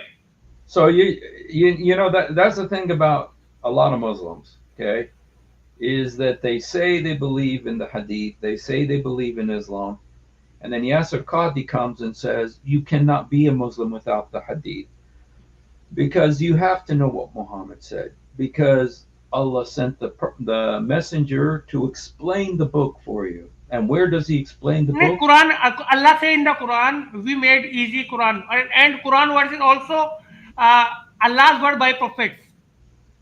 ठीक है, Allah sent the Holy Spirit and give the message by prophet, and prophet told us, ठीक है, this is also both message, Well, Allah as well as you see, prophet. you see the thing about you Muslims is Salam alaikum, brother. I'm a hey, new revert. hey, the thing about you Muslims is that you throw away what you don't like, and I don't blame you. I throw it away too. But the thing is you really cannot throw it away. You're not allowed to throw it away. Islam is a take it or leave it situation. No, You have to believe in everything in the Hadith because it's the words of Muhammad. The Quran tells you you're supposed to obey Muhammad like you obey Allah. It says obey Allah and Muhammad. Okay, they're equal in the Quran. so Okay, okay, so okay, Steve. Hello, Islamic Brotherhood. My name's Jose. I'm a new revert. I don't know too much about Islam, but I do defend it with my will, and Steve is my well, witness. you defend what you don't know. Yeah. So So do you believe in the Hadith too, Jose? so yeah. Okay. So I hope that us three individuals could have a good conversation about it. Okay, So I want to so ask you. I want to ask you about this hadith here, Jose. huh. Because the thing. Maybe I have more respect for you than I do for Islamic Brotherhood because what he doesn't like, he just throws it away.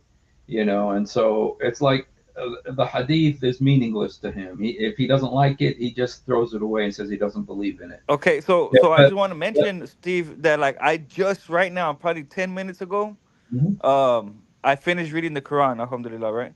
I Okay, just finished reading the I'm Quran. sorry. I'm sorry, but So yeah, right now, no. So right now, no. I'm really Just wait, sorry. man. The mission I am with God, like the Bible is gonna get decoded as well. Uh-huh. So So so in I this have not hadith, read yet a hadith. You get me? uh-huh. Oh, so you haven't read the hadith yet? Well, No, that's I have not read the hadith, yeah. and me myself, I don't think You I don't need a hadith because I understood the Quran clearly. you Does that understood make it clearly? You understood the Quran clearly? Yeah. Could I ask you some questions about it? Yeah, but if you bring up the exact surah, then so we could talk about it and I could see it on screen. Okay. Okay. Let me look here in the Quran. Let me see if you understood it clearly. Uh, Yeah, so Me Oh, right now, as my understanding about the hadith is that some believers needed explanation, and the Prophet Muhammad explained it to them. But of how course, do you I don't know because how did I'm you a new become a revert. Muslim? How did you become a Muslim? Me, I have a friend. Hmm. Um, No, I no, don't no. use the I friend. mean the actual procedure you have to go through to become a Yeah, Muslim. let me just tell you so that Uh-huh. Steve, I've spoken to you many times, and in the name of God, I have nothing to the Creator. I have nothing to hide. Uh-huh. Um, so when I was about 22 years old, a long time ago, younger than I am now, um, a friend of mine who was a actual Jew, he asked me, "What are you?" And that is where my journey began on trying to find out who I was. And while I was trying to find out what I was physically, I found the Creator. And I realized that, like, Physically, you found him physically. yeah, like, I wanted Did to you see find out. him? Let me Did you tell you, see I him? want look at hold on, No, Christian. no, no. You said physically. Did you actually see him or shake his hand or something? Oh, Allah. No, no, no. Yeah, I mean, you said physically you found him. No, you misunderstood my wording. Okay, what does it mean that you saw him physically or you met him No, I physically? wanted to find out when my friend asked me what Mhm. I was, right? Uh-huh. I wanted to find out who that was, and then I found him. I realized that my whole being, my Mhm. whole creation, what I am, before all that, I would I was with God. So when Allah says I am that I am, I believe it's Does saying Allah what say that? when the Creator says I am. Where does Allah say that? He says I believe I can't really remember, You know, but he just after because creation. just because that's his name in the Hold Bible. on, after That's his after name in the Bible. creation, he's gonna stop and he's gonna laugh at all our idols, and Okay, he's but that's great. But the thing is that you're using his biblical name. You're saying you found I am that I am. That's God's name in the Bible. That's not his name in the Quran. In in the the Abrahamic religion. Quran, he his name is in La. His name in is the La.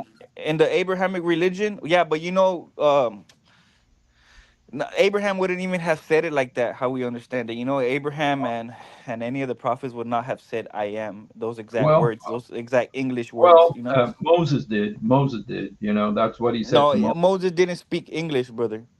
I know, but it was the same way. I mean, you don't understand Arabic, do you? Some of the words like Allah Akbar, Alhamdulillah, Salam Alaikum, Walaikum Yeah, that's what you Salam. say before you blow yourself up. Yeah.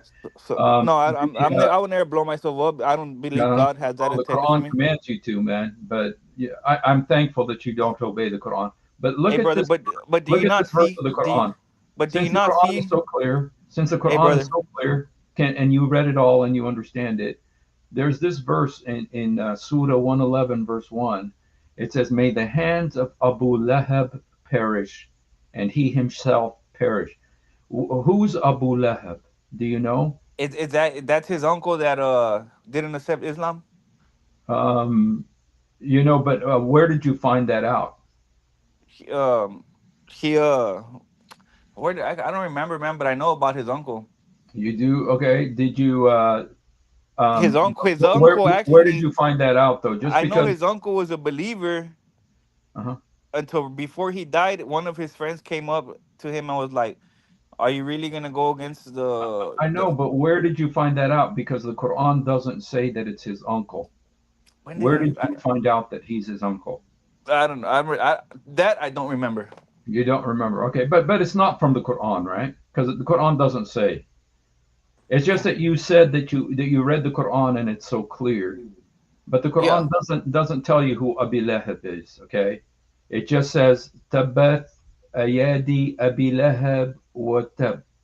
That's all it says about him. It doesn't say who he is, doesn't say what he did. It doesn't even say why he's supposed to be cursed. Okay? It just says to curse him, okay? okay, so what is your point? Well, the point is that the Quran it throws out stuff like this, but it doesn't tell you why it's It there. doesn't. Does It it? maybe perhaps he's not. It Uh, doesn't matter it may who be, he is, maybe. but just his whole. Oh, his. Exactly. But He's an you told me, example. when you Allah is came giving an example out of making. when you came here, you told me that you read the Quran and it's so clear and you Yeah, understand it it. is. Okay, so tell me about Abi Lahab here. Tell me about So him. Why is Allah so cursing him? so Why is Allah cursing him in the eternal tablet he before was he a gets disbeliever, cursed? bro. He said for a little bit that he believed, and then he said he went against it. Okay, show it to me in the Quran because you But believe you, in the Quran, okay, and but it's you, so clear. You show but me in the Quran because the Quran is so clear. You said that you read it. Dear Steve, I am answering this thing. Okay, Why Allah is cursing? Because he is a enemy of Allah and Prophet. okay, Simple. okay. That's great. Can you show that to me in the Quran? Yes, why Allah is cursing? Show it to me in the Answer Quran. is the Show it to me answer in the in the Quran. brain. Show it he's to me lit. in the Quran. He's a Answer dis. Show it in to me the in the brain. Quran. This is very easy. Oh, If very you can so think, easy, so easy. Where did you get that? Show it to if me in we the Quran, even we don't know history, dude. even I'm we not don't know asking for anything, your we can wisdom. see I'm Like, not that asking. hold Allah on, is brothers. Hold cursing. on, brothers. Hold No, on, I brothers. want you to show me Let in the Quran where it says this because Jose said I read the Quran and I understand it. Okay, wonderful. Then explain this to me. Explain to me who Abu Lahab is and show me reference. Show me where the like Quran says what you're saying. like Because you you said know. that you read it and it's so clear. Go ahead Yeah, and explain that to us. it's very understood that there's gonna be punishments if I worship somebody Uh-huh. else besides And God. so why does the Quran just throw in this verse like this crazy verse to curse him, to curse his hands? Okay, this clear Quran. Well, So why why? does it say So that? brother. And where does it say? So You said it's so clear. it's You like know. it's the same thing. Like Mhm. you would want to have me damned if I didn't pray to Jesus, correct? That's what Christian norm, or that's the nature of Christians. No, no. I'm like my God. I'm not like your God. I'm like my God. Who's your God? My God doesn't want anybody to be damned. It says it's Isn't His it? will that none should perish. Your God, on the other hand, He created hell just so that He can fill it with people and jinn. He can't wait to fill it. He's excited about filling it with hell and jinn. He Yeah, created hell because He but wants but to fill it with people. but you Our know, God isn't like that. My God isn't like that. Your God is yeah, He is like that. Like, but you dear, know, your God is Your God is like unable that. to wait, understand. wait, brother. He crucified the guy who is don't any sin as per your book. He crucified his son as per your book. We don't believe in some things. Take a number one. Your God is don't have the justice system. Means I did the crime and Jesus getting the punishment. This is your God. What is a stupid thing, yaar? I don't know Okay, why okay. you are Hey, saving your you know what? Bible or Christianity. Islamic. When you're talking about This my is your God, God.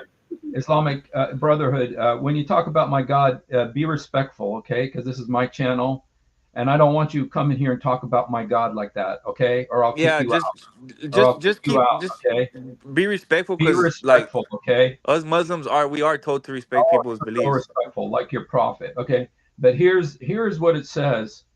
Um, let me. I wanted to show. Uh, okay, he says, and the word of the Lord will be fulfilled. I will surely fill up hell with jinn and humans altogether. I mean, your God is so excited about. I will. I mean, he made a vow. Yeah, He he of made a course is gonna vow because he's. he's so excited. Look how many times it says it. He says, "I will surely fill hell with jinn and humans altogether." Your God is But do so you know? excited about Do showing you people. Nay, know? dear Steve, tell Hold me on, why your God Islamic also make Islamic Pearl brother. in Wait, America. In Steve. Do you Islam, yes, know? this is the way your God is Steve, in Islam. Steve, Yes. wait, listen to me. Mhm. Steve, do you know who the creator is competing against to keep us out of the hellfire? Who he's competing with? Yeah, like who did he make a deal with that? Like, all right, I'll throw you to earth for an appointed time to see if you could really lead the children of Adam astray. Uh, Who is he competing against? he's with Satan. He made a deal with Okay, Satan. so there is a game that's going on. It is Uh-huh. either you're on the team of God or you're on the team of Iblis or Satan or Shaitan, whatever you want to call him. Uh-huh. Correct? There's a Yeah, one I team mean, and two. Muhammad. Okay, listen, But you know what? listen. No, listen, brother. Listen, You know that the listen. Shaitan Hey, is more righteous than your God, right? hey, hold on. You know that, Listen to. right? There's no way he did not give me the breath of life, so I would never fight for the devil. If I Uh, had to, but I would fight for Allah. you know what? You know what, Jose? Can you tell me, Jose, something that your God did for you? For me, yeah. Something. Okay, just tell me the greatest act of love of your God. Tell me your Uh, God's greatest act of love. Just one thing.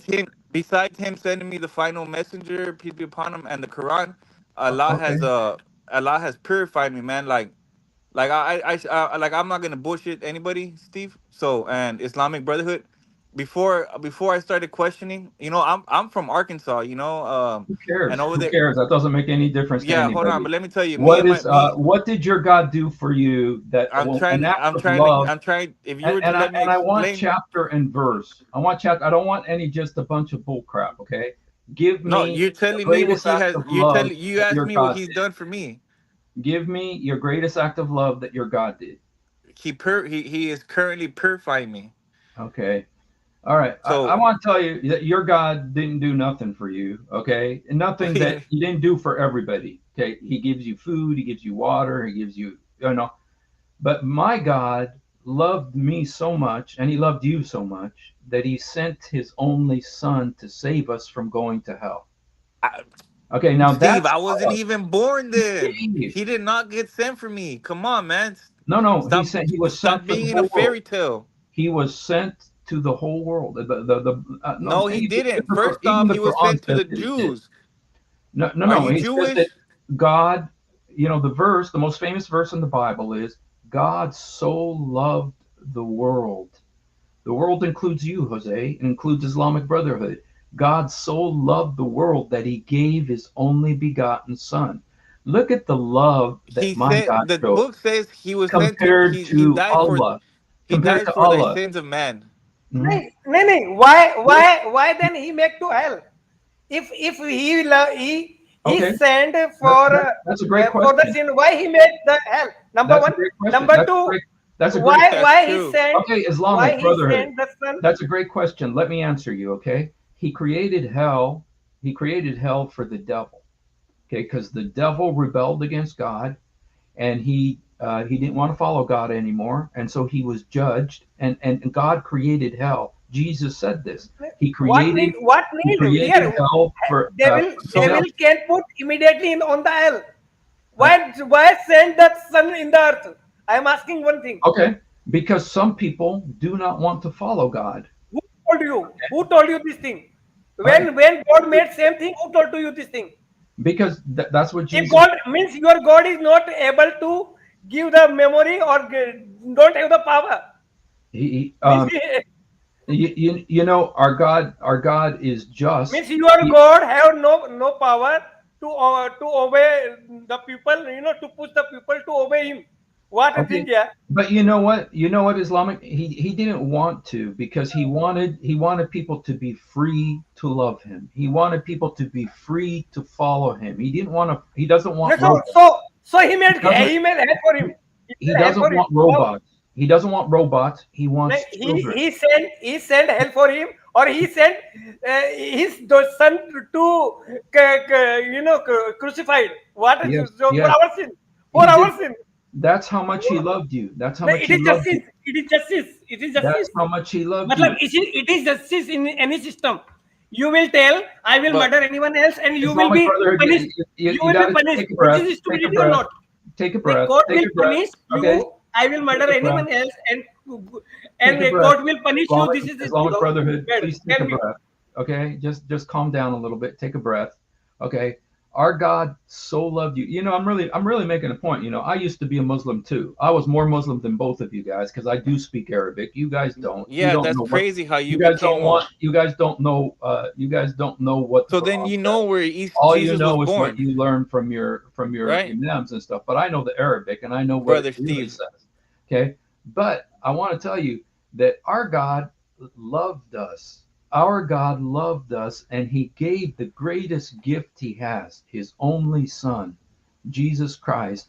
He sent Him and He told him, go die for them, because if you Did don't. Jesus want to die? Okay, but Jose, let me finish, okay? He says, "Go die for them." Jesus said, "This command I received from my Father." Okay, he said, "Go die for them, because if you don't, they will go to hell, because they're a bunch of sinners who deserve to go to hell. They God, chose They chose to crucified follow him. Satan. He They don't chose to want follow to die. Satan. Okay, and so God Don't sent want to His die. Son Jesus to again die for us. and will come later. What a Okay, stupidity, yeah. but when I was a Muslim, Allah didn't really do anything for me. I mean, He didn't. I mean, everything. I mean, I could say, well, He gives me food. Well, He gives food to the Buddhists and the Hindus. I mean, there's God's general grace. Christians have it, Muslims have it, Hindus have it, atheists have it.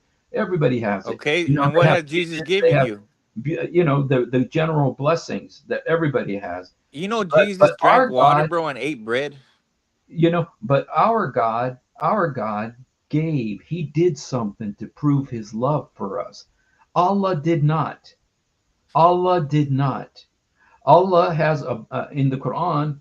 Oh, There's a group 17 groups of people in the Quran Huh. that Our God is Allah our God is doesn't love. dear. Huh. Allah doesn't love. Our God, Our our God is our Allah is so merciful for us. Okay, when we were in the salat, we feel it. Okay, we know the proper justice system. Okay, what is a justice? Okay, our God knows. Okay, Okay. our Allah knows. Okay, and this is the Kayama part.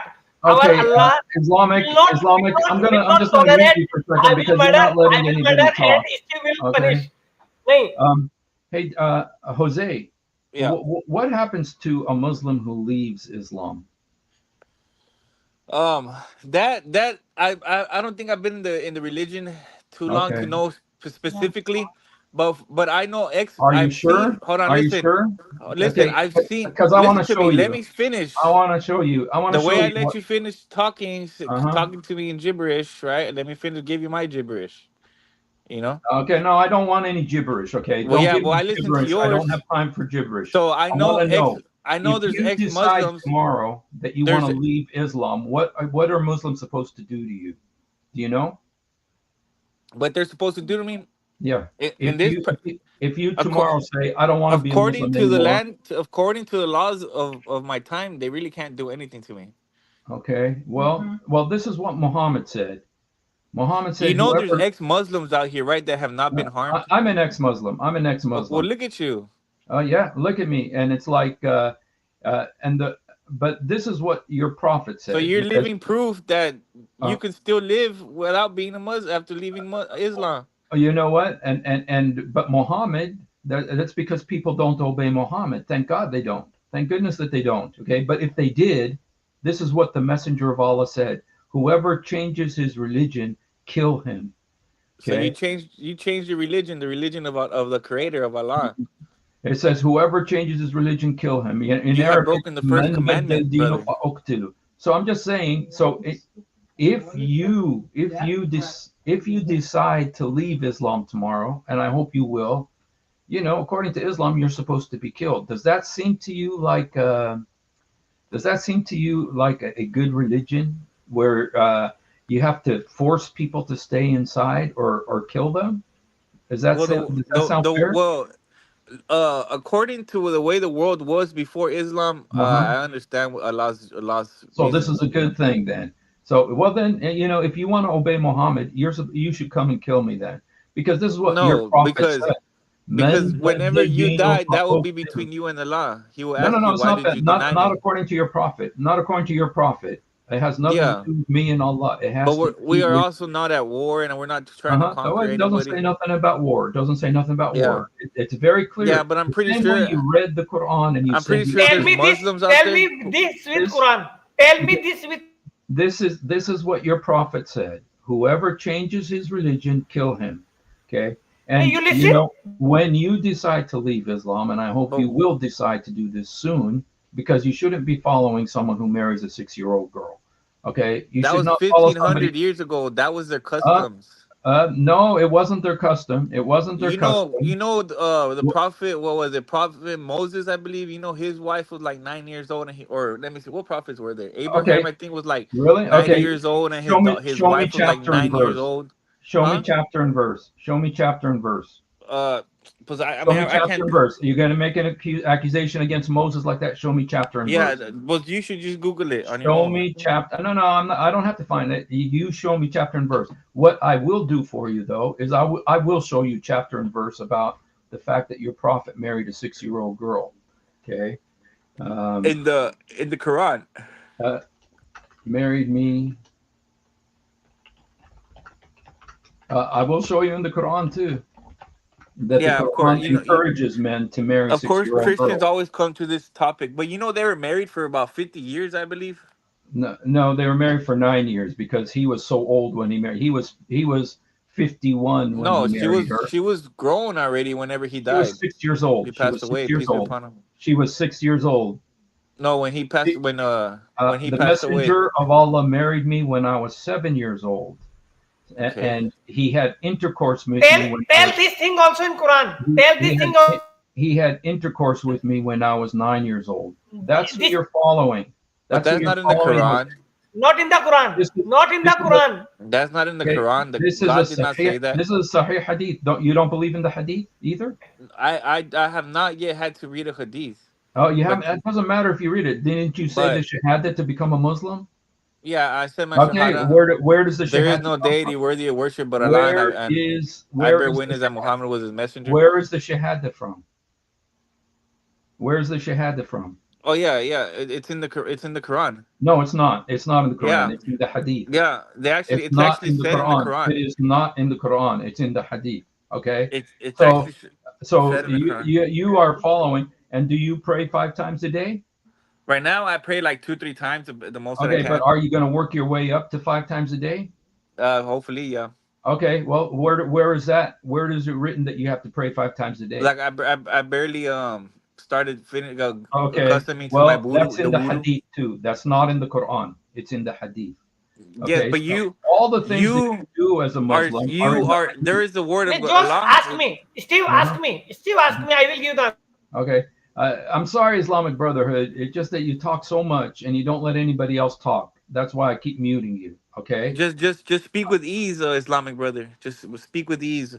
There's no need to be angered with those who are astray. We should teach them. Uh, and so it says here, okay, that your prophet married. He was 51 years old when he married Aisha, and he died when he was 63. So she was 18. She lived with him 9 years. Okay. And now, do you have a 6-year-old daughter? Do you have a 6-year-old daughter? Would you give her Who are you talking to? to you, Jose? Do you have a six? Remember this, brother, that we Do live you have a 6-year-old before you daughter? say anything grotesque. Do you have a 6-year-old daughter? Just because I want to know, if you have a 6-year-old daughter, would you give your 6-year-old daughter to a In the year 51-year-old man? 2025. Would you give her to a 51-year-old man? Okay. Would you give her to a 51-year-old man? But Okay. that was normal during those No, tribal no, it times. wasn't normal. It never was normal. Never say You that it don't was get that. normal. Never Do say you that it know? was normal. It Do you was, know before you know, somebody Islam, tried your to, kings and queens used somebody, to sleep with their mothers and their. okay, somebody tried to marry Muhammad's daughter, Fatima, and she was older than Aisha. And Muhammad would not marry her to them because he said she was too young. But he married Aisha when she was 6 years old. Okay. And I don't know if you know the story, Jose, of what happened to her. Her hair fell out. You know why a girl's hair falls out when she's that young? It's because she's scared to death. My friend, please be a man. Don't be a coward. Be a man. Be a good person.